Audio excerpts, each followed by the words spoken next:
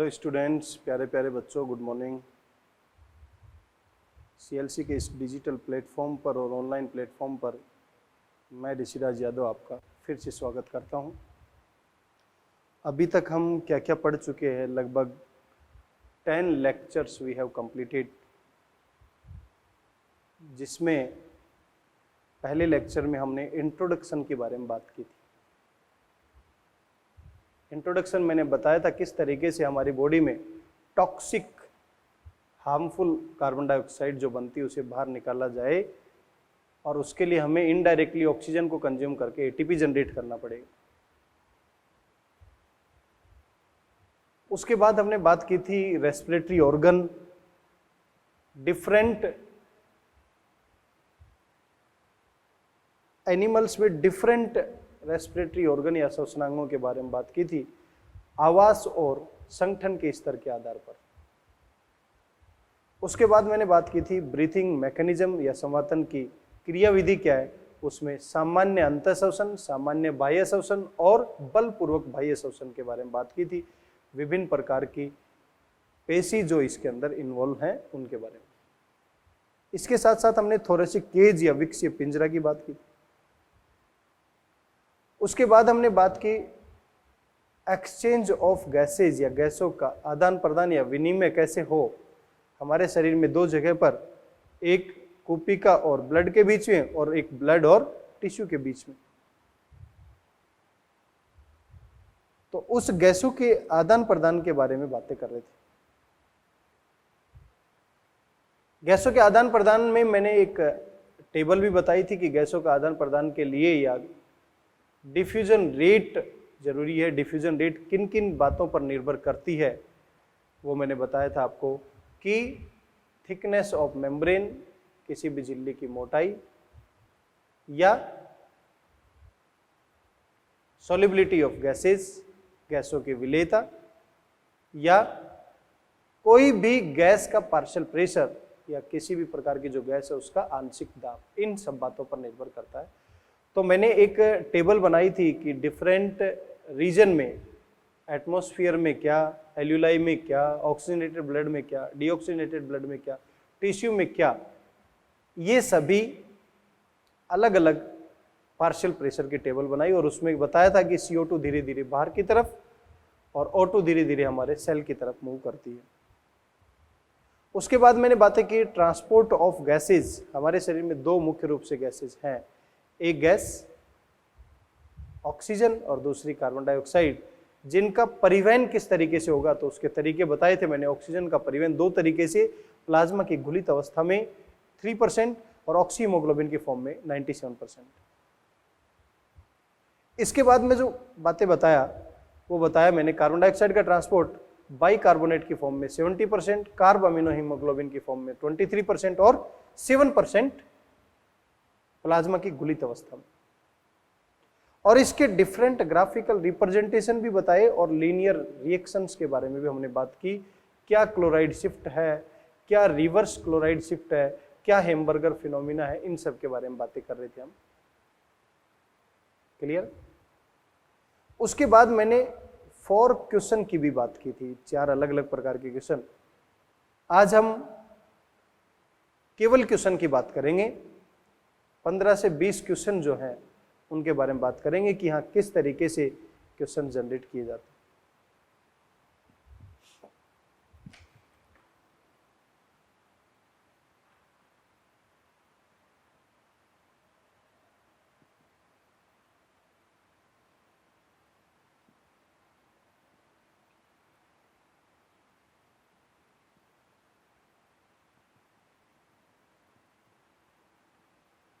याद रहे आपको क्या पढ़ रहे हैं हम, breathe in and exchange of gases. पहला क्वेश्चन है what is oxygen dissociation curve.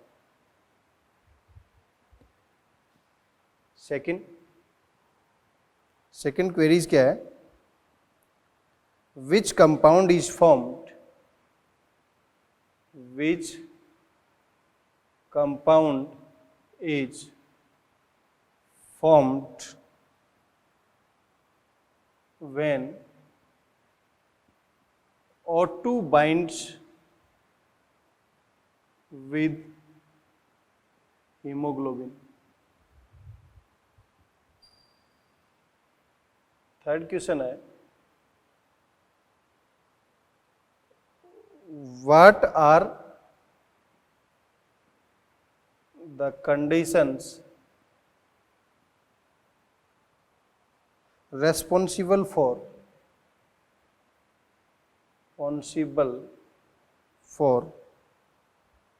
more binding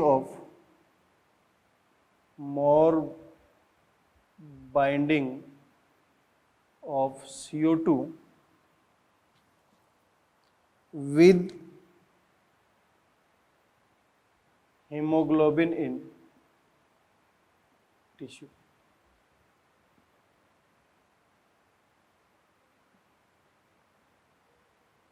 Fourth,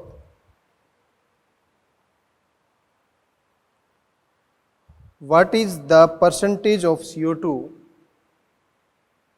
What is the percentage of CO2 transported as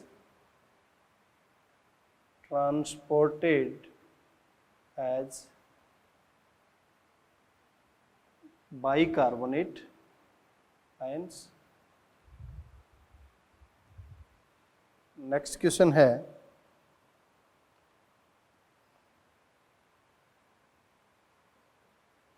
right down the reaction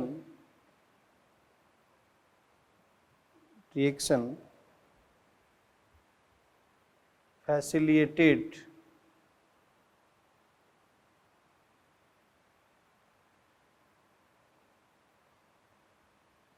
by an enzyme carbonic anhydrase. Next question है,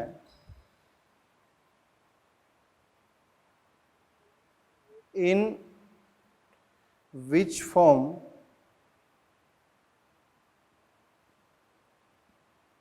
CO2 is trapped at the tissue level? Next question है, in which form O2 is trapped at the alveoli level?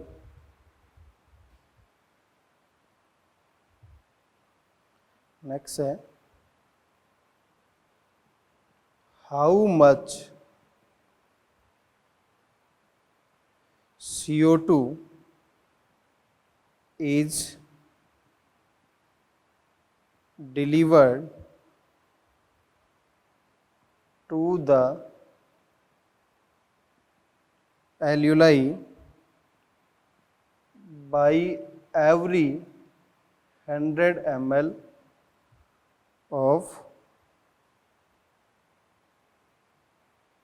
blood? Next question है, how much O2 is delivered to the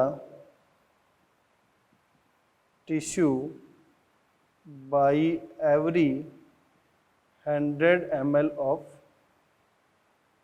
blood? ये blood कैसा है और ये blood कैसा है?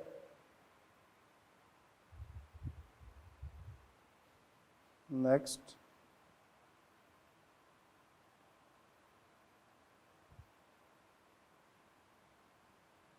write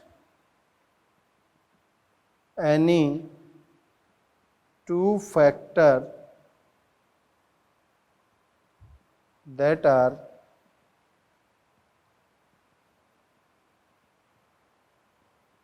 favorable for dissociation of oxyhaemoglobin. देखो सबसे पहले इस तरीके के क्वेश्चन जो मैंने दिए हैं इनका आंसर सभी को आपको नोट करना है। I repeat all the questions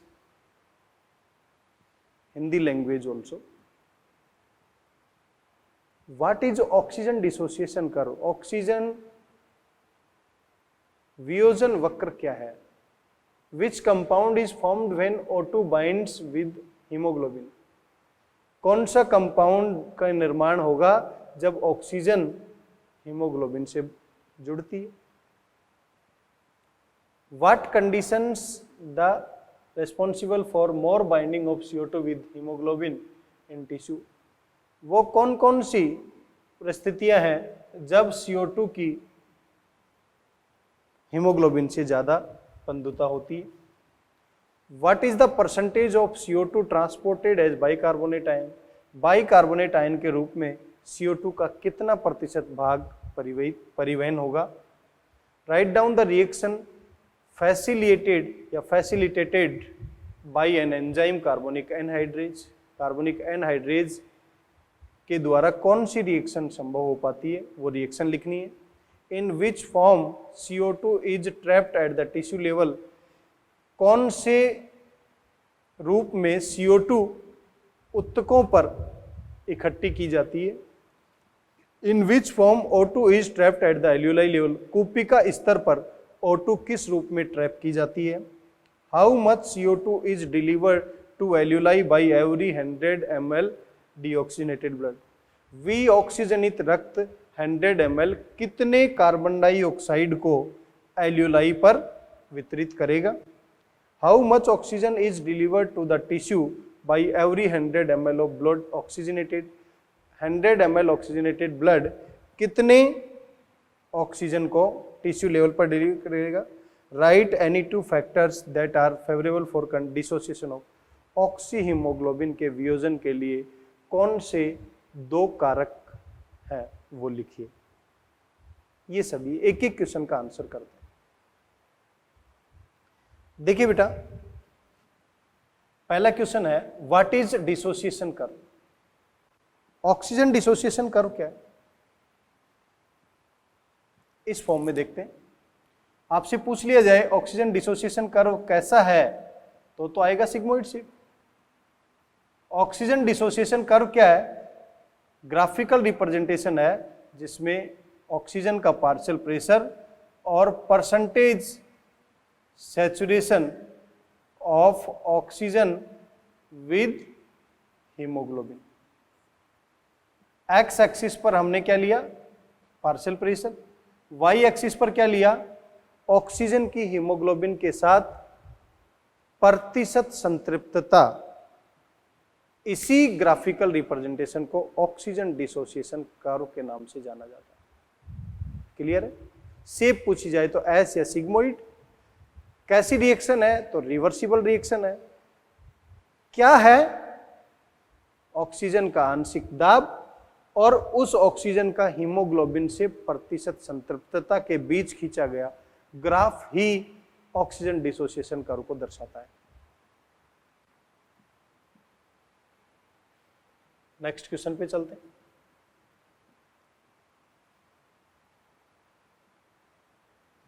दूसरा है which compound is formed oxygen binds with haemoglobin. दूसरा क्वेश्चन क्या है, जब ऑक्सीजन हीमोग्लोबिन से बाइंड करेगा तो क्या बनाएगा बेटा, ये बनाएगा ऑक्सी हीमोग्लोबिन। एक तो जो क्वेश्चन पूछा गया है वो भी पता होना चाहिए, रिलेटेड क्वेश्चन क्या क्या बन सकते हैं। आपसे पूछा जा सकता है ये ऑक्सी हीमोग्लोबिन क्या है, ये एक स्ट्रॉन्ग एसिड की तरह बिहेव करेगी। इस हीमोग्लोबिन को बायोमोलिक्यूल पे बेसिस पूछा जाए तो ये कैसी स्ट्रक्चर है, क्वाटरनरी स्ट्रक्चर है। इसके अंदर कौन कौन सी चेन होंगी, 2 अल्फा और 2 बीटा। ऑक्सीजन के कितने मॉलिक्यूल, 4 मॉलिक्यूल यहां पर बाइंड होंगे एक हीमोग्लोबिन से। और ये रिएक्शन कैसी है, ये एक ऑक्सीजनेशन रिएक्शन है, ऑक्सीडेशन नहीं है। तो रिलेटेड जो भी क्वेश्चन पूछे जाएं तो हम कर सकते हैं। क्वेश्चन पूछा गया है कौन सा कंपाउंड बनेगा, तो हमने बता दिया ऑक्सी हीमोग्लोबिन बनेगा। क्लियर है यहां तक? तीसरे क्वेश्चन पे चल रहे हैं। तीसरा क्वेश्चन क्या रिप्रेजेंट कर रहा है, what are the condition responsible more binding of CO2 with haemoglobin tissue. उत्तकों के स्तर पर CO2 कैसे बाइंड करते, तो टिश्यू लेवल पर कौन कौन सी कंडीशन है। पहली कंडीशन, पार्शियल प्रेशर CO2 क्या है, ज्यादा। पार्शियल प्रेशर O2 क्या है, कम। टेम्परेचर क्या है, ज्यादा। एसिडिक स्ट्रेंथ क्या है, ज्यादा। पीएच लेवल क्या है, कम। हाइड्रोजन आयन क्या है, मोर। ये कोई भी आप फैक्टर देख सकते हैं। PO2 लेवल कम है, CO2 लेवल ज्यादा है, तो CO2 ज्यादा बाइंड कर जाएगी। क्वेश्चन नंबर 4,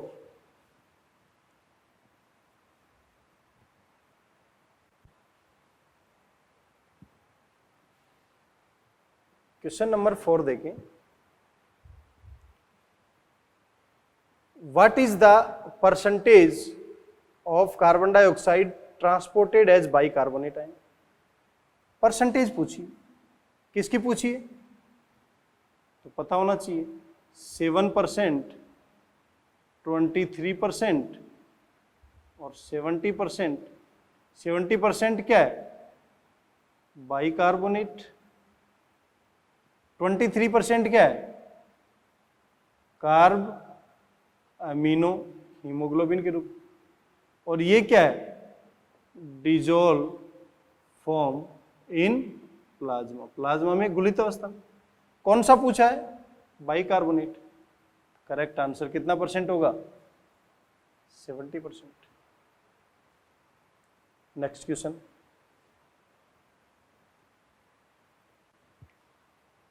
अभी तो मैंने आपको आंसर नहीं दिए, आपसे केवल पूछा जा रहा है। लर्निंग बाय डूइंग मेथड हम सीख रहे हैं, किसी भी चीज को याद करके।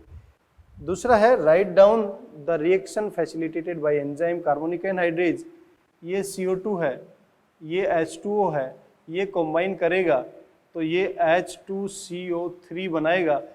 और ये कार्बोनिक एनहाइड्रेज की प्रेजेंस में ये आगे रिएक्शन H+ और HCO3- में डिग्रेड हो जाएगी। रिएक्शन वापस भी पॉसिबल होगी क्योंकि बाई डायरेक्शनल एंजाइम है। और ये रिएक्शन क्या है, कार्बोनिक एनहाइड्रेज की प्रेजेंस में चल रही है। और ये एंजाइम मेन फॉर्म में RBC में प्रेजेंट होता है।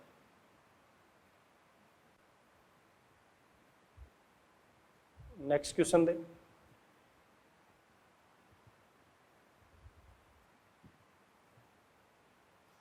नेक्स्ट क्वेश्चन क्या है, in which form CO2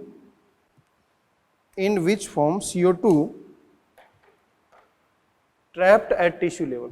tissue level में कैसे कैसे ट्रैप होती है। CO2 की बात कर रहा है, CO2 की बात कर रहा है तो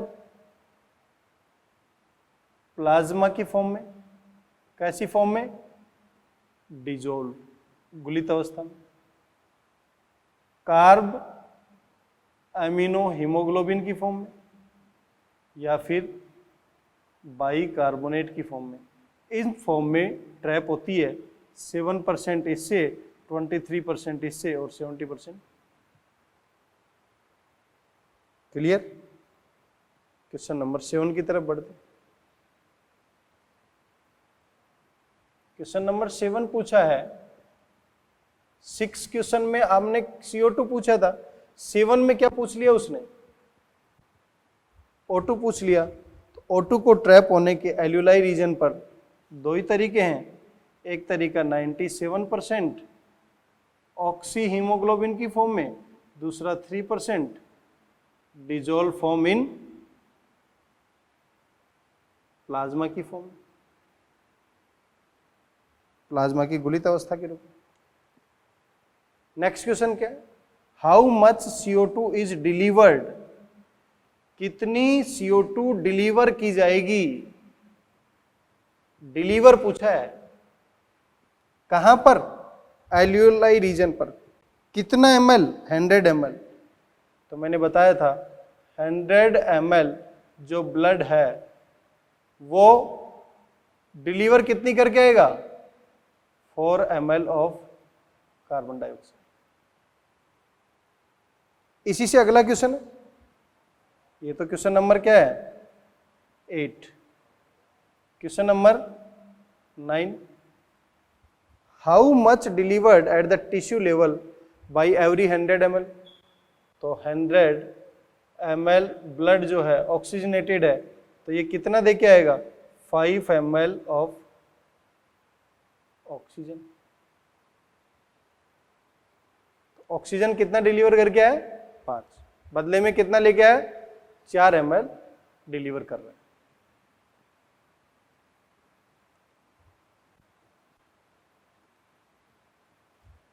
नेक्स्ट और 10वां लास्ट क्वेश्चन यहां पर क्या है,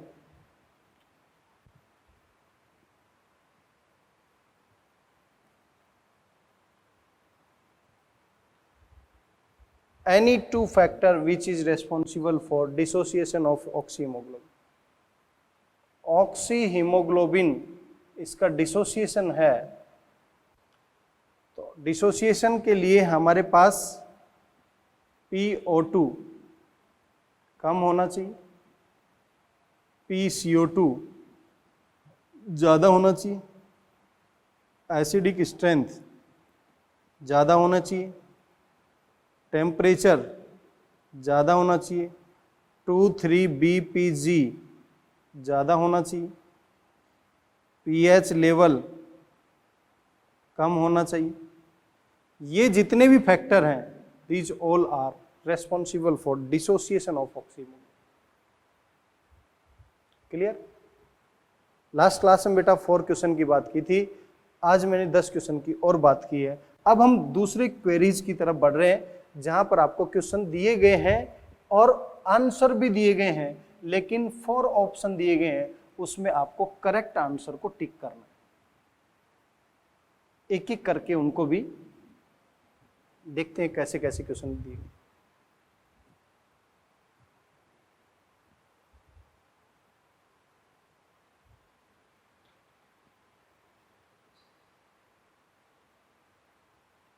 पहले क्वेश्चन देखें, what will be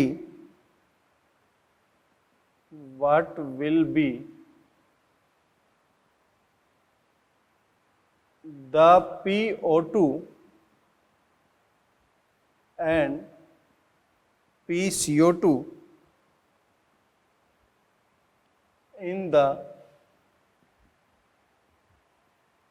atmospheric air as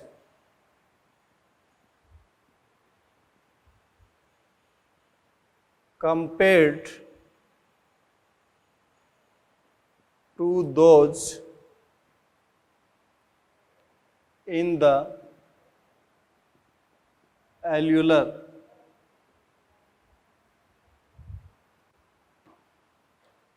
question क्या दिया गया है, what will be the PO2 and PCO2 in the atmospheric air as compared to those in the alveolar air। इसका मतलब PO2 और PCO2 का कंपेयर करना है, एटमॉस्फेरिक एयर का एल्यूलर एयर से कंपेयर करना। तो देख लेते हैं क्या क्या ऑप्शन दे रखे हैं। पहला ऑप्शन है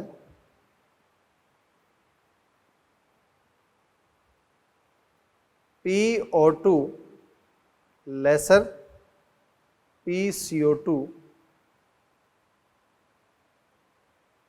हायर। दूसरा ऑप्शन है PO2 higher PCO2 laser.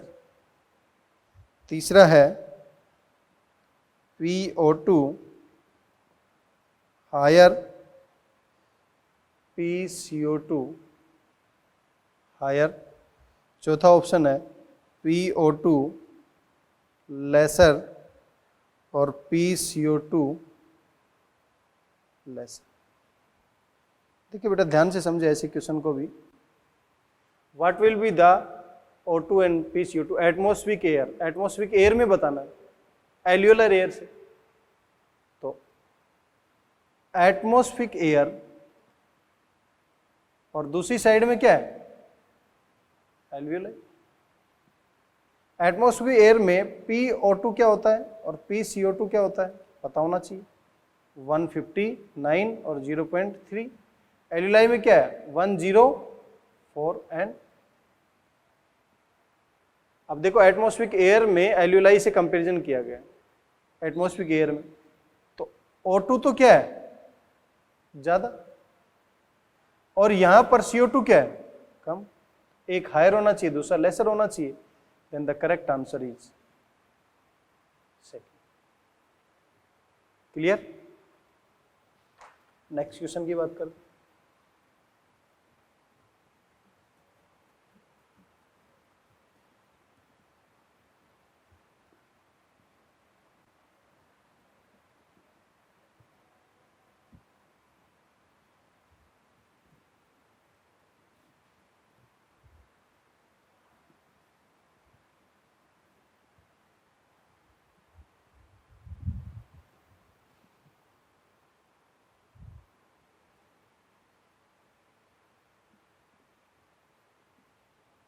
Question 2. What is the partial pressure? What is the partial pressure of oxygen and carbon dioxide in atmospheric air? देख लेते हैं ऑप्शन क्या क्या दे रखे हैं, फर्स्ट सेकंड 3 4। यहां पर PO2 दे रखा है, यहाँ PCO2 दे रखा है। 159 0.3 104 40 40 45 95। किसने पूछा है एटमॉस्फेरिक एयर। एटमॉस्फेरिक एयर में कंपैरिजन किया जाए तो PO2 और PCO2 एटमॉस्फेरिक एयर में मैंने बताया था, एल्यूलाई में भी मैंने बताया था। एल्यूलाई में क्या है 104 और 40, ये कितना है 159 और 0.3। तो एटमॉस्फेयर में पूछा है, करेक्ट आंसर क्या होगा फर्स्ट। ऐसे भी क्वेश्चन पूछे जा सकते हैं।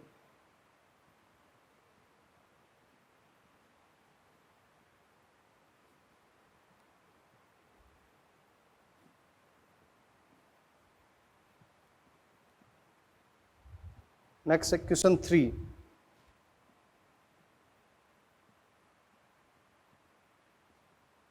Question number 3,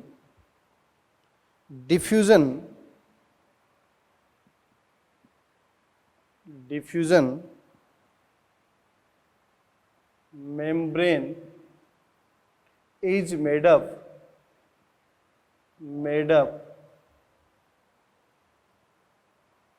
of which of the following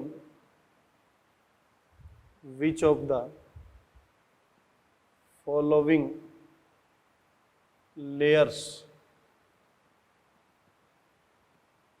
देखिए बेटा ये भी ऑप्शन दे रखे हैं क्या क्या,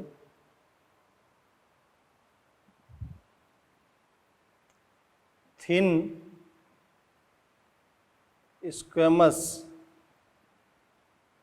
epithelium of एल्यूलाई,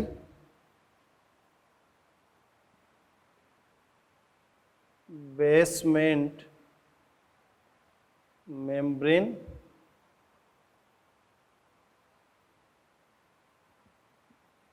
endothelium of एल्यूलर capillaries, and चौथा दे रखा है ऑल ऑफ। देखो जैसे कि ऑल ऑफ दिस टाइप के क्वेश्चन जो हैं वो बहुत रेयर केस में पूछता है, लेकिन ये हमारे नॉलेज को इम्प्रूव करने के लिए है कि डिफ्यूजन मेम्ब्रेन जो विषण की झिल्ली है वो कौन कौन सी परतों से मिलकर बनी हुई है। मैंने आपको याद हो तो बताया था कि इसकी थिकनेस 0.2 mm है, जो लेस देन 1 mm है, और इसके अंदर स्क्वैमस एपिथेलियम भी होती है, बेसमेंट सब्सटेंस या बेसमेंट मेम्ब्रेन भी होता है, एंडोथीलियल, तीनों के तीनों होती हैं। The correct answer is fourth one. Clear?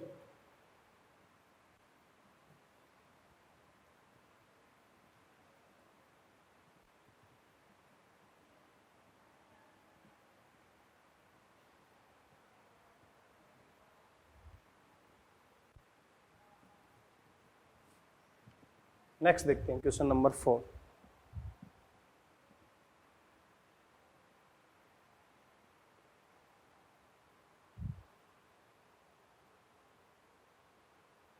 Which of the following statement incorrect about transport of gases?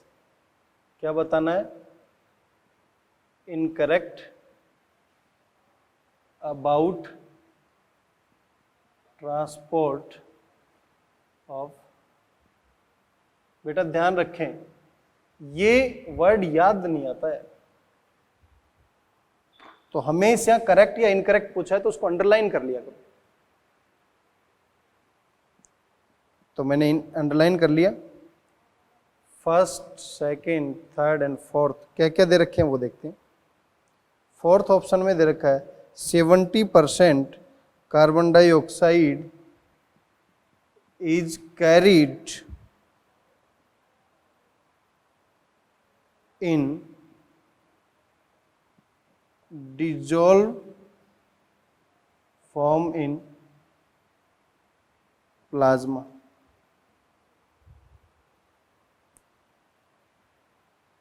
to 25% CO2 is portrayed by RBC as carb amino hemoglobin। 3% oxygen is carried in dissolved form in plasma, and about 97% O2 transported by RBC in blood। देखिए बेटा, ये question भी जल्दबाजी में हमें गलती नहीं करनी। 97% ट्रांसपोर्ट आरबीसी ब्लड बिल्कुल सही है। 3% carry dissolve form in plasma, oxygen की बात कर रहा है, ये भी सही है। 20 से 25% कार्ब अमीनो हीमोग्लोबिन, ये भी सही है। 70% नहीं, ये गलत हो गया। प्लाज्मा में तो केवल 7% जाता है, 70% कब से जाने लग गया? इनकरेक्ट पूछा है, तो हमारे पास क्या आ जाएगा? Next form,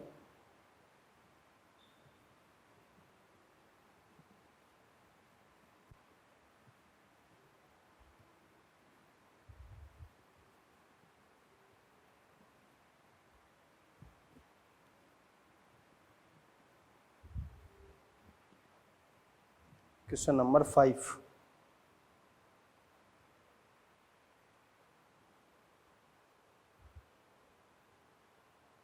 binding of oxygen, ध्यान से समझे बेटा इसको। Binding of oxygen with hemoglobin is primarily related to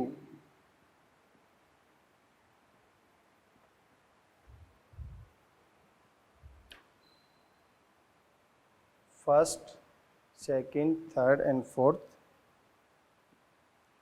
temperature, hydrogen ion concentration, partial pressure of carbon dioxide, partial pressure of, चार ऑप्शन दे रखे। देखो डिपेंड सभी पर करेगा, लेकिन प्राइमरीली यहां पर एक वर्ड दिया, प्राइमरीली किस पर डिपेंड करेगा? फैक्टर तो सारे रेस्पॉन्सिबल हैं, लेकिन प्राइमरीली किस पर डिपेंड करेगा कि ऑक्सीजन है या नहीं है? Correct answer is this one.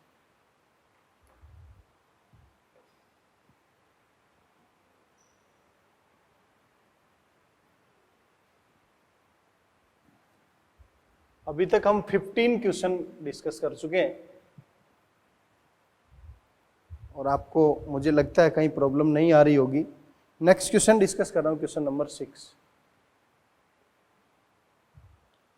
Question number 6 है,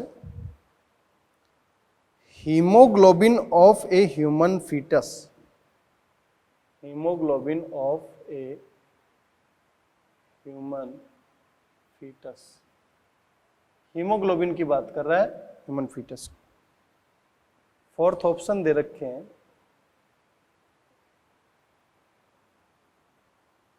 has two protein subunits, has two protein units instead of 4। ये ऑप्शन कह रहा है कि हीमोग्लोबिन के ह्यूमन फीटस का जो हीमोग्लोबिन है उसमें 2 प्रोटीन यूनिट्स है, 4 की जगह पर नहीं। ह्यूमन बीइंग का यदि फीटस का हीमोग्लोबिन देखा जाए तो उसमें 2 अल्फा और 2 गामा, इसका मतलब 4 ही प्रेजेंट है, ये तो गलत हो गया।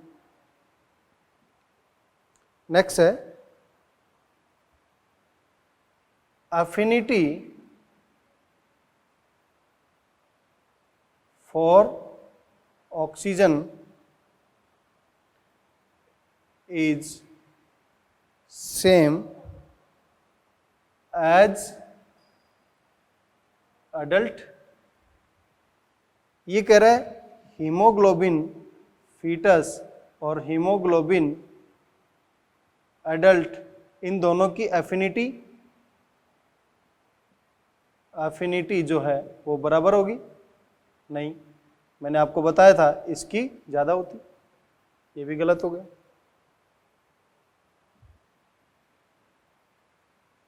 has lower affinity for oxygen than adult, adult से कम होगी, ये कह रहा है इसकी कम, नहीं, ये भी गलत हो गया। फर्स्ट ऑप्शन है has higher affinity for oxygen than adult। हाँ बिल्कुल सही, ये ऑप्शन सही है। याद हो तो मैंने आपको बताया था सिग्मोइड नेचर में इस तरीके से सिग्मोइड कर्व बताया था और 2 बताए थे। तो ये वाला क्या था, अडल्ट हीमोग्लोबिन के कंपैरिजन में क्या ये वाला था क्या अडल्ट? नहीं, ये वाला किसको रिप्रेजेंट कर रहा था? फीटस को। और ये वाला किसको रिप्रेजेंट कर रहा था? अडल्ट। तो फीटस का कौन सा होगा? ये वन, और एडल्ट का correct answer is first.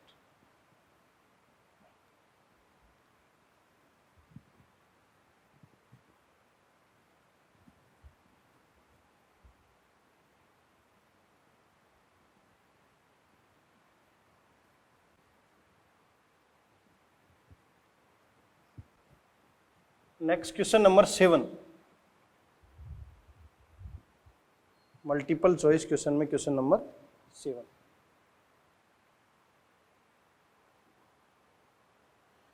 Carbon dioxide is carried in the blood mainly as, carbon dioxide is carried in the blood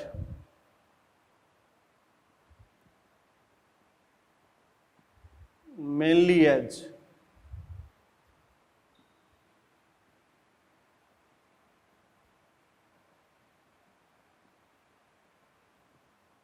कैसे कैसे?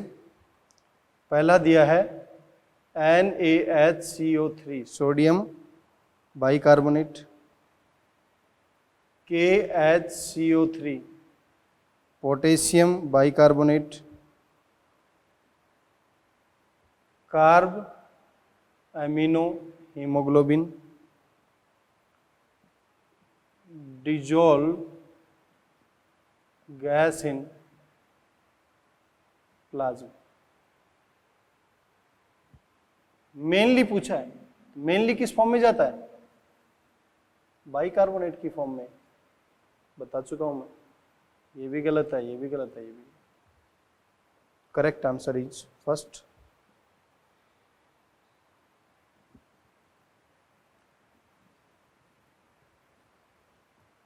Question number 8,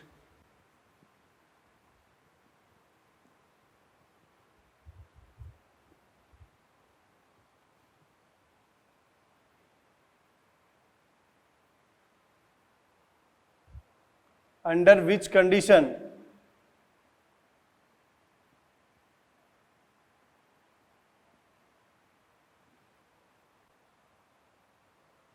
oxygen dissociation curve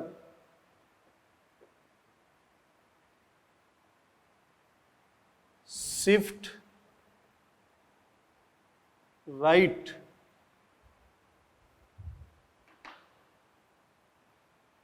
first, second, third and fourth, PO2 less, PCO2 high, high hydrogen ion and all of these। आपको पता है ये एक sigmoid shape में है, और यदि इसे राइट में शिफ्ट करना है तो राइट शिफ्ट में PO2 कम होगा, सही है, CO2 ज़्यादा होगा, सही है, ये भी सही है। तो करेक्ट आंसर क्या होगा? All of this.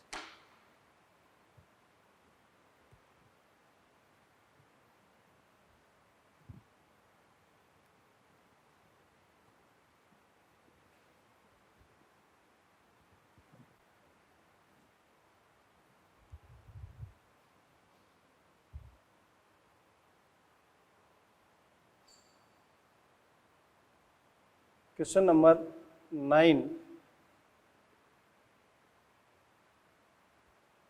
Incorrect statement. Incorrect statement बताना। First option 100 ml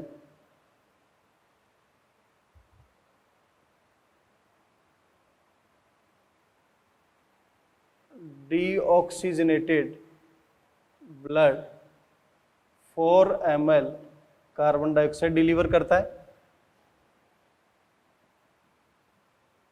second, carbonic anhydrase concentration RBC में ज़्यादा है।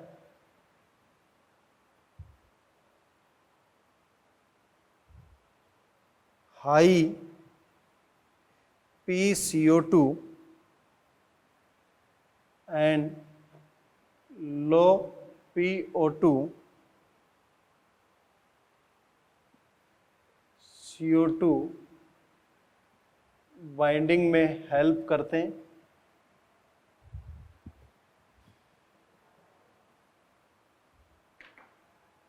and CO2 is carried in hemoglobin as carboxy haemoglobin.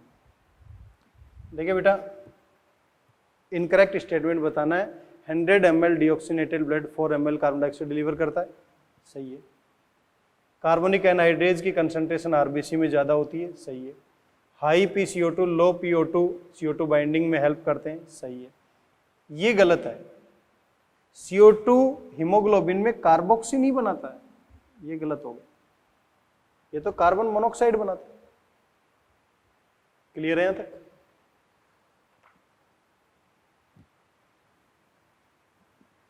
Next and last question,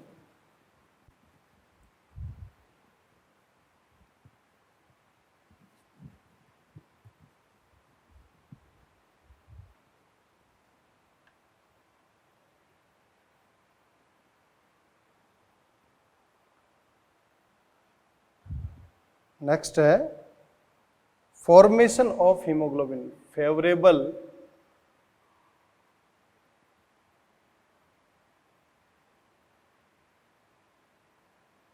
favourable factors for formation of oxy haemoglobin.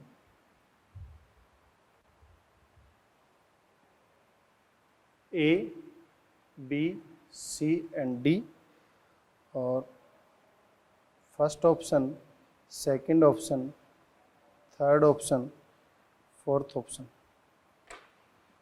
Fourth option में दे रखा है C and D, second option में दे रखा है A and B,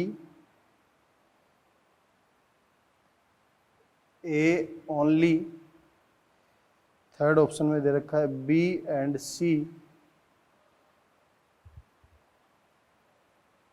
D option में यहाँ पर है high hydrogen ion concentration, comma high temperature, C में दे रखा है लो PO2 and high CO2, B में दे रखा है lesser hydrogen ion concentration and low temperature, high PO2 low PCO2। आपसे ये पूछा गया है, ध्यान से समझे बेटा ये क्वेश्चन,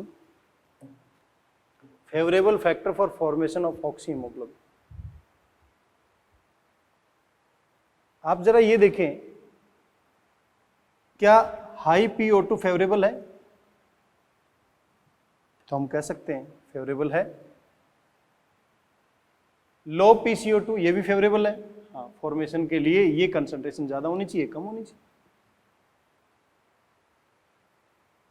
दूसरा है लेसर हाइड्रोजन आयन कंसंट्रेशन और लो टेम्परेचर, ये भी सही है, ये भी सही। ऑक्सी हीमोग्लोबिन फॉर्मेशन के लिए PO2 ये गलत हो गए।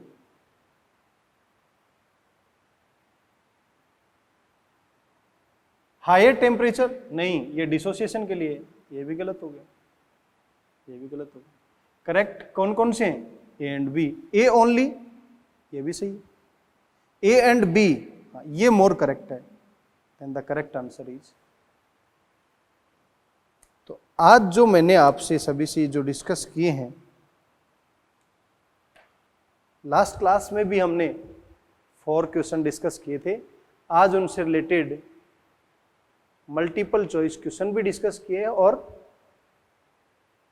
1 वर्ड टाइप के आंसर भी मैंने आपसे डिस्कस किए। तो आपने इन सभी क्वेश्चंस को यदि रिवाइज कर लिया है तो टॉपिक धीरे धीरे अपने आप रिवाइज हो जाएगा। होपफुली सभी क्वेरीज जो मैंने डिस्कस किए ये सारे आपको क्लियर हुए होंगे, और आशा करता हूं कि नेक्स्ट क्लास में हम रेगुलेशन ऑफ ब्रीदिंग के बारे में और डिसऑर्डर के बारे में डिस्कस करेंगे। आज के लिए इतना ही। Thank you so much.